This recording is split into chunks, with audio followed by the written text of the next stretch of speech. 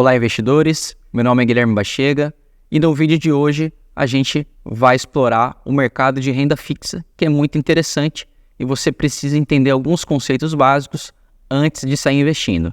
Se você gosta desse tipo de vídeo, curte, compartilhe com as pessoas que você acha que tem interesse e se tiver alguma dúvida também pode colocar nos comentários que eu vou te responder.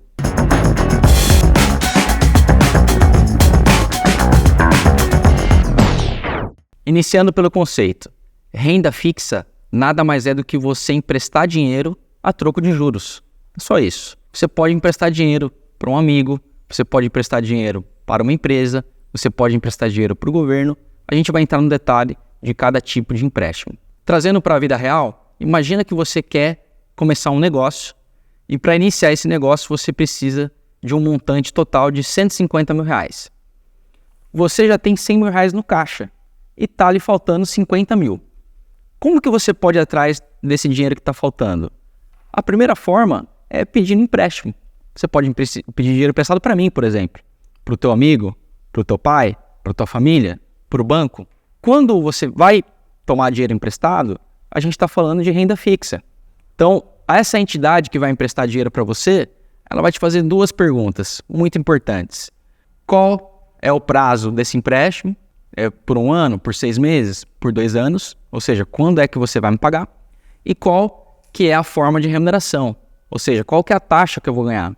Existem várias formas de você atrelar uma taxa de rendimento nas aplicações em renda fixa. A gente também vai discutir cada uma delas. Então perceba que aqui está a grande diferença entre o mercado de renda fixa e o mercado de participações acionárias, que muitas vezes você vai encontrar pelo nome de equity, ações, que seria o seguinte: ao invés de você tomar 50 mil emprestado no mercado e pagar juros por isso, você poderia adquirir um novo sócio para o teu negócio. Esse sócio entraria com 50 mil que estão faltando e ele passaria a ter, por exemplo, 1/3 da sua empresa. Então, todo lucro que você tiver, 1/3 sempre vai ser desse novo sócio. Perceba que na renda fixa você não tem que compartilhar os lucros do teu negócio com ninguém. Você pegou dinheiro emprestado, você paga dali um tempo com os juros e está tudo certo. Morreu ali. Já no de ações, você não paga nada, né? Você não vai pagar por estar tomando dinheiro, porque esse dinheiro é do próprio sócio que está entrando, só que você vai ser obrigado a compartilhar lucros e prejuízos. Tem vantagens e desvantagens.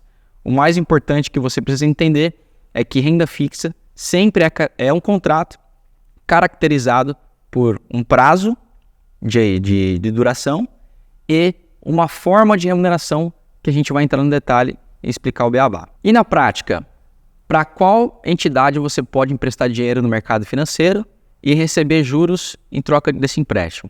Eu vou trazer aqui 3 grandes entidades que você pode fazer esse empréstimo, começando pelos empréstimos de menor risco até os empréstimos mais arriscados.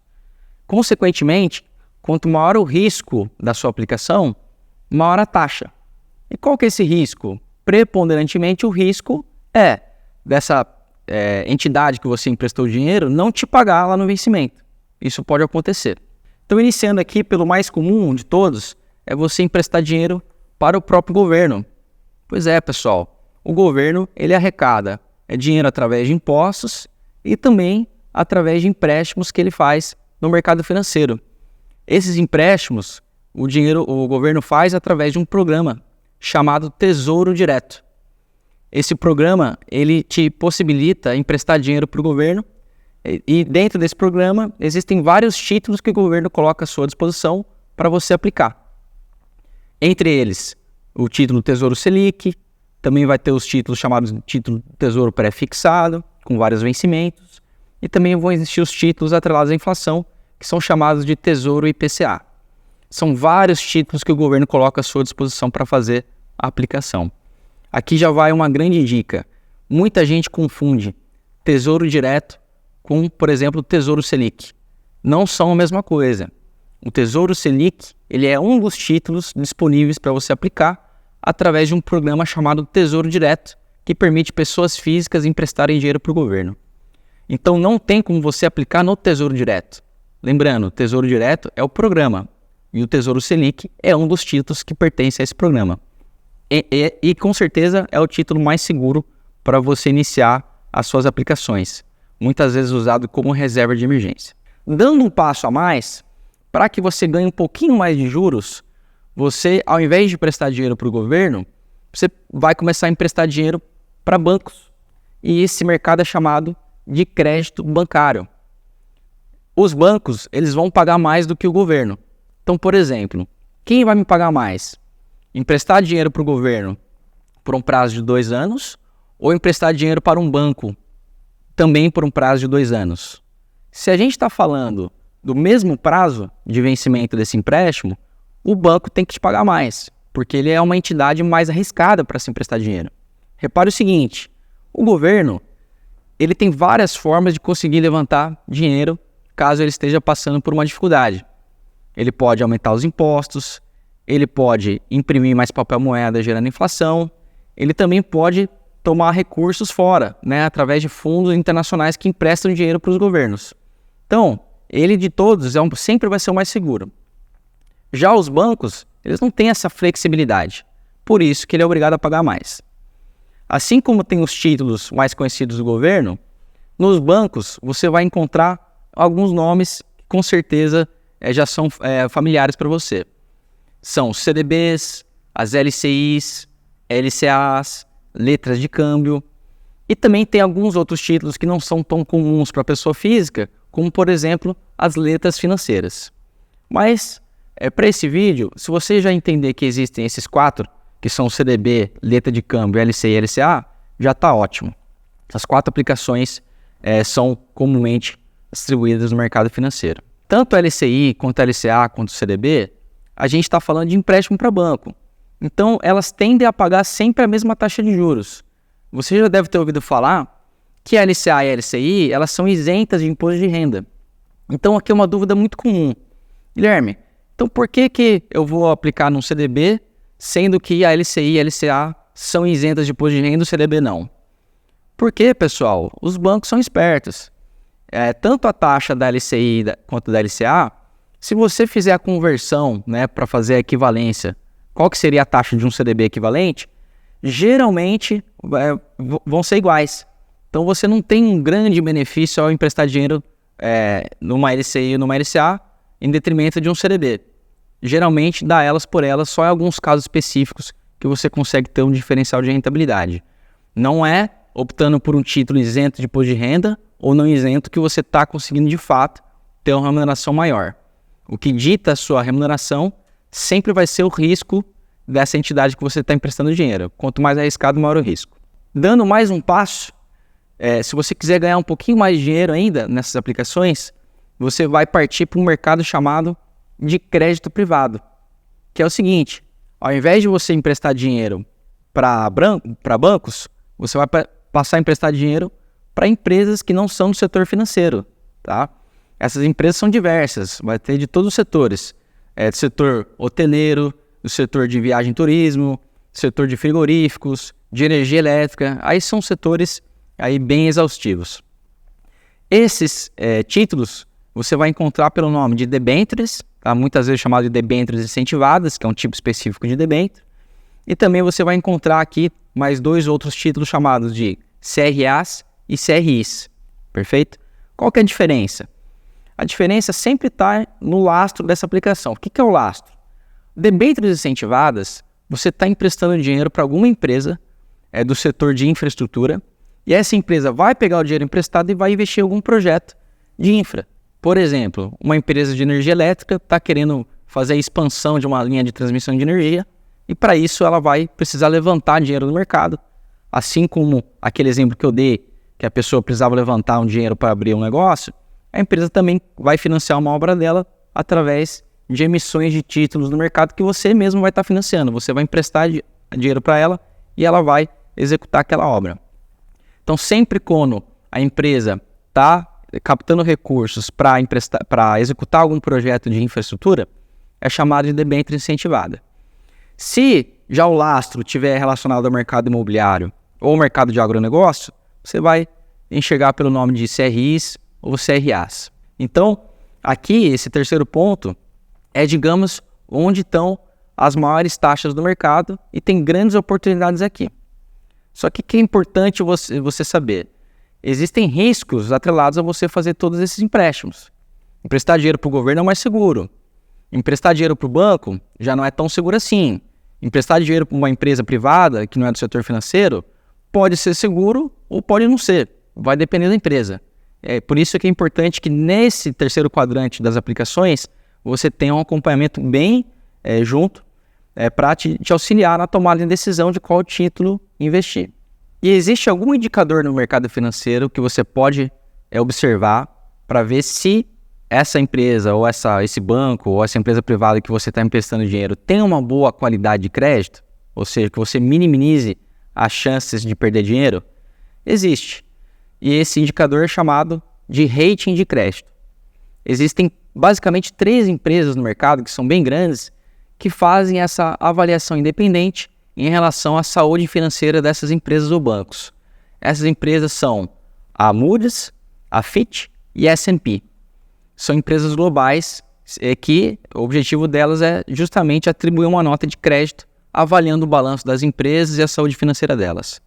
As notas, elas costumam ir desde um rating chamado de AAA, que é esse símbolo representado por 3 As em seguida, e esse rating ele vai decaindo na medida que a saúde de crédito, a saúde financeira da empresa não começa a estar tão bem assim. Ele pode ir até a nota C, ou até algumas agências têm uma nota D para essas aplicações. É muito importante que você saiba o seguinte: o rating de crédito não é uma garantia absoluta que você não tem risco nessa aplicação. Ele é apenas um indicador.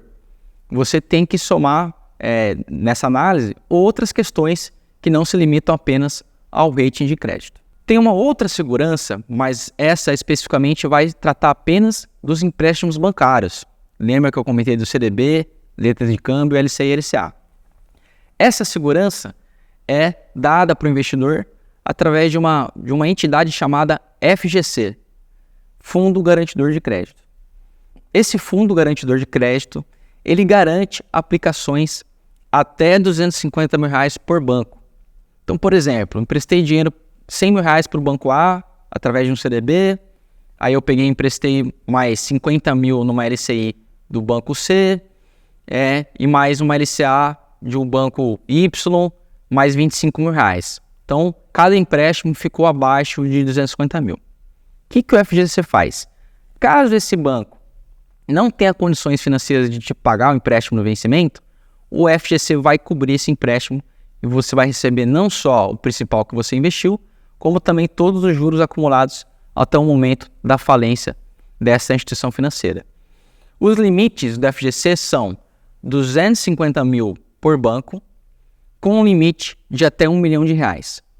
Então, se você pegar e somar todas as aplicações financeiras que você tem em bancos, desde que nenhuma delas ultrapasse 250 mil, e no total você tem 1 milhão, você está 100% coberto pela FGC.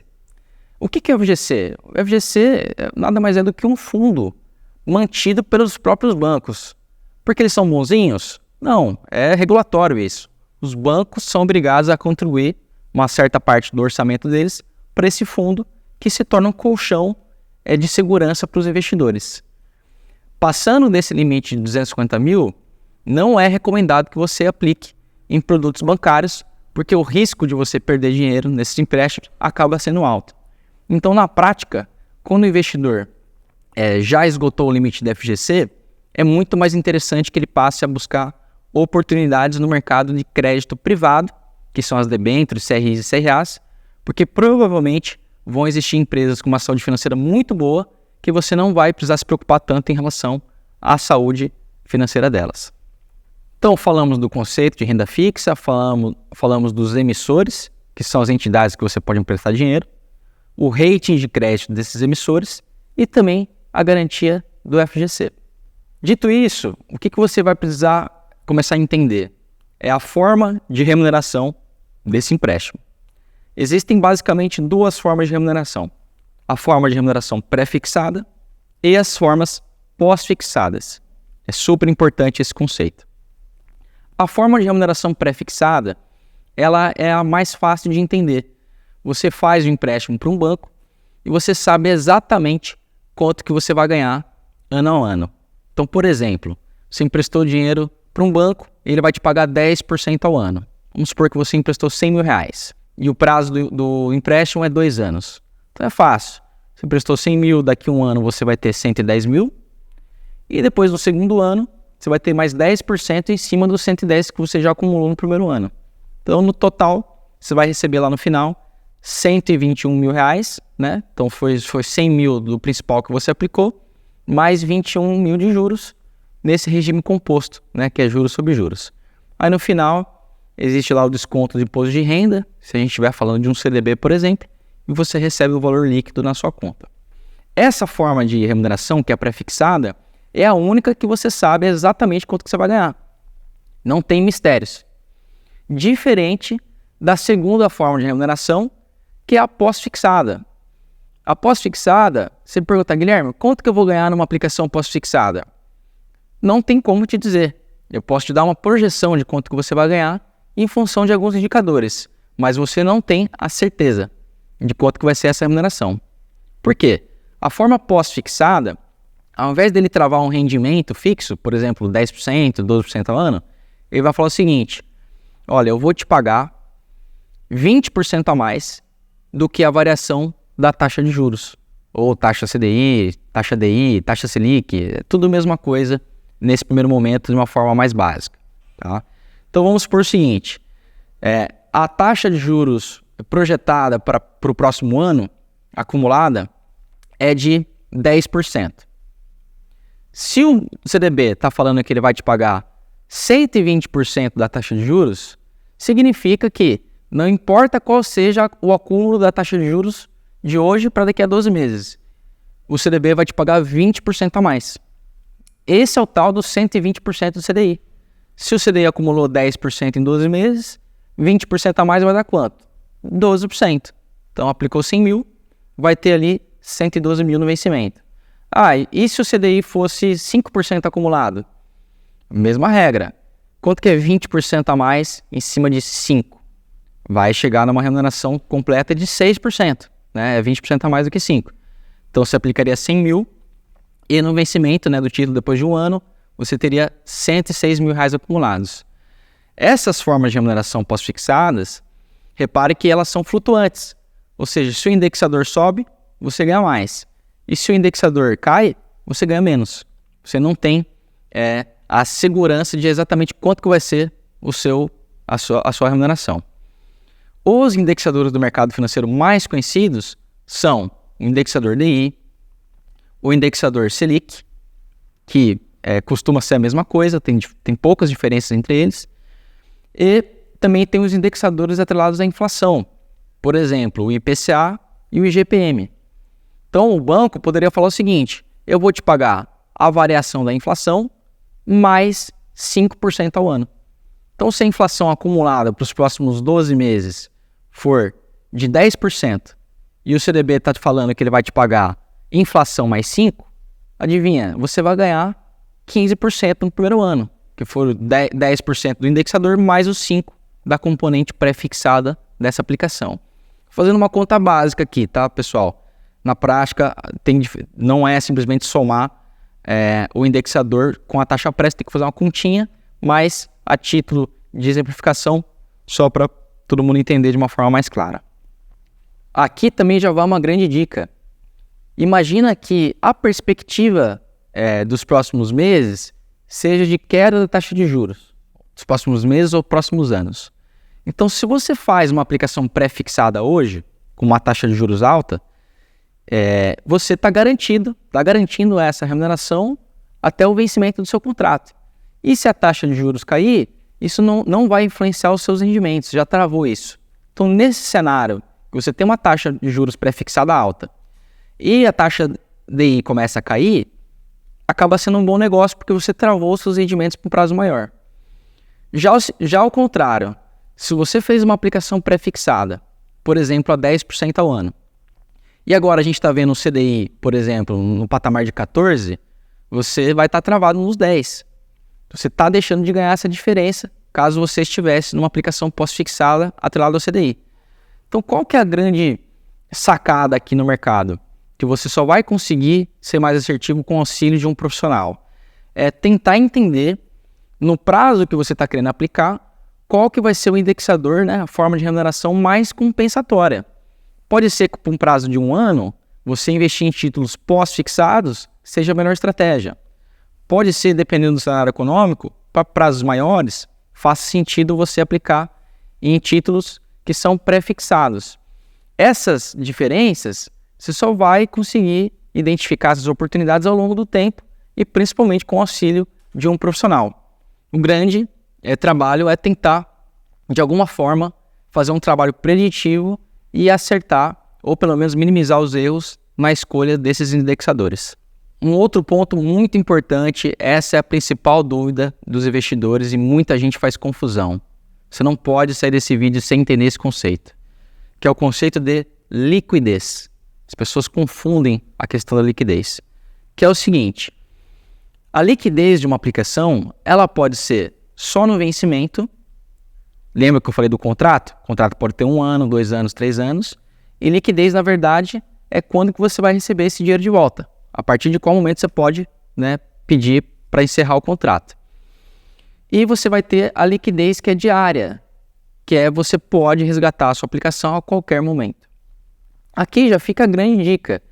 Geralmente, as aplicações com liquidez apenas no vencimento, elas vão te ofertar taxas mais atrativas. Ao passo que as aplicações com liquidez diária, elas vão ter uma taxa menor. Afinal, a entidade que tomou dinheiro emprestado de você está dizendo o seguinte: olha, fique tranquilo, a qualquer momento que você quiser encerrar esse empréstimo, a gente encerra. Então isso tem um preço. O preço é que você vai ter um rendimento menor. Isso significa que as aplicações com liquidez diária sejam piores do que as aplicações com liquidez apenas no vencimento? Não. Cada uma tem a sua função. Por exemplo, você não pode investir em um produto que vai ser a sua reserva de emergência sem que ele tenha liquidez. É necessário que ele tenha liquidez para que ele cumpra essa função de ser reserva de emergência. Você possa resgatar antes do vencimento sem qualquer prejuízo. Então, as palavras aqui que você tem que sair craque é o seguinte: aplicações com liquidez no vencimento, você corre o risco de deságio. O que é o deságio? Lembra aquele exemplo que você aplicou 100 mil para 2 anos, numa taxa de 10%. Então, passou 1 ano, você acumulou 110 mil. Posso resgatar 110 mil? Não. Se a aplicação tiver liquidez apenas em 2 anos, no vencimento, você não pode resgatar depois de 1 ano. Você tem que esperar mais 1 ano para chegar no vencimento. Então, não tem forma alguma de eu sair desse empréstimo? Tem sim. Você precisa vender esse empréstimo, esse CDB, por exemplo, para uma outra pessoa, para um outro investidor. E esse outro investidor vai carregar até o vencimento. Essa transação é chamada de mercado secundário, que é um mercado muito mais complexo, que você precisa de um conhecimento sólido para operar nele. Então, por via das dúvidas, se o seu horizonte de investimento é 3 anos, não faça aplicações com com uma liquidez acima de 3 anos. Faça sempre alinhada com os seus horizontes de investimento. Você corre o risco de perder dinheiro. O banco não vai garantir a recompra. Uma dúvida muito comum dos investidores em renda fixa: LCI e LCA é melhor do que aplicar em CDB ou letra de câmbio, dado que a LCI e LCA tem isenção de imposto de renda para a pessoa física? A resposta é: depende. A gente precisa fazer uma conversão das taxas para poder comparar banana com banana. Então, por exemplo, uma LCI ou LCA com uma taxa de 100% do CDI, se o prazo for de 2 anos, ela é uma aplicação equivalente a um CDB de 118% do CDI. Investir nessa LCI, LCA ou no CDB dá na mesma. Então, é necessário que você faça a conversão das taxas líquidas para comparar com taxas brutas, ou vice-versa. Você está vendo uma taxa bruta, desconta o imposto de renda dela para chegar numa taxa líquida equivalente. Já te digo uma coisa: se a gente está falando do mesmo tipo de emissor, vamos pegar, por exemplo, bancos. É uma categoria de emissores, né? Tem o governo, tem os bancos e tem as empresas do setor que não é financeiro. Se a gente está falando do mesmo emissor, é o mesmo risco de crédito. Então, adivinha? A taxa da LCI e da LCA vai ser equivalente à taxa do CDB, um prazo equivalente. O imposto de renda que você paga nessas aplicações de renda fixa é um imposto chamado de regressivo. Ele começa em 22,5% e à medida que vai passando o tempo, essa alíquota vai reduzindo 2,5% a cada 6 meses. Então, conforme a tabela, você pode observar que de 22,5% cai para 20%, depois de mais um tempinho cai para 17,5% e depois de 2 anos vai para a menor alíquota de imposto de renda, que é 15% sobre os seus lucros. Então, naquele exemplo que você aplicou R$100 mil, depois de 2 anos no CDB, acumulou R$21 mil de juros, se for um CDB de 2 anos, você vai pagar 15% de imposto de renda em cima desses R$21 mil que você ganhou de juros na aplicação. Esse imposto ele é retido direto na fonte, né? Ao vencer a sua aplicação, a corretora já vai fazer o desconto de imposto de renda e passar a receita, que é o imposto, né, para o governo. Então, cuidado, sempre se atentar às equivalências de taxa bruta e taxa líquida. Outra dúvida muito comum é a seguinte: caso o título que eu estou aplicando não tenha rating de crédito, mesmo assim compensa aplicar? A resposta é depende. Contratar uma avaliação de rating de crédito daquelas empresas que são independentes, especializadas em fazer isso, custa muito caro. Então, algumas empresas não fazem a contratação desse serviço. E isso não significa que o título seja arriscado. Por exemplo, grandes empresas do mercado financeiro vão emitir debêntures e pela empresa ter uma saúde financeira muito grande, ela dispensa a contratação desse rating. Então, não necessariamente seja um papel ruim para investir. Pode ter grandes oportunidades em títulos sem a presença do rating de crédito. E de novo, mesmo que a empresa tenha rating de crédito, isso não é garantia absoluta que a aplicação é conservadora. No mercado, muitas vezes a gente é surpreendido por questões também de fraude, que é uma coisa que não tem como prever. A empresa ela transparece para o mercado uma saúde financeira muito boa, através de balanços que são auditados, tudo certinho. Mas pode ser que a empresa seja fraudulenta, como a gente viu acontecer em alguns casos, episódios no mercado financeiro muito marcantes. Além da questão da fraude, pode ser que a empresa também, o setor dela passe por um momento muito complicado. Que a gente entre num momento econômico onde tudo dá errado para a empresa. Então ela passa a arrecadar menos dinheiro e passa a ter um custo elevado. Então, ela vai criando dificuldade para te pagar. E o rating, ele é uma coisa dinâmica. Você pode emprestar dinheiro para uma empresa tendo o maior rating de crédito do mercado, só que durante o prazo do empréstimo, essa qualidade de crédito ela vai se deteriorando. E o rating de crédito vai alterando. Então, é importante que o profissional que te auxilie acompanhe essa mudança de qualidade de crédito ao longo do empréstimo para te alertar sobre os eventuais riscos da aplicação. Então, rating de crédito é um dos fatores a se avaliar ao fazer o empréstimo. Ele não é um fator absoluto. Mas com certeza, se a empresa já tem um rating bom, é um passo importante. Já é um meio do caminho andado. Aí tem um trabalhinho a se fazer depois disso ainda, que é muito importante, que é ir no detalhe das aplicações. Pessoal, o vídeo de hoje fica por aqui. Se você curtiu esse tipo de conteúdo, novamente, clique no curtir, compartilhe com as pessoas que você acha que vão ter interesse. E se tiver qualquer dúvida, pode comentar aqui, que eu vou ter o prazer de responder uma a uma. Um grande abraço, boa sorte.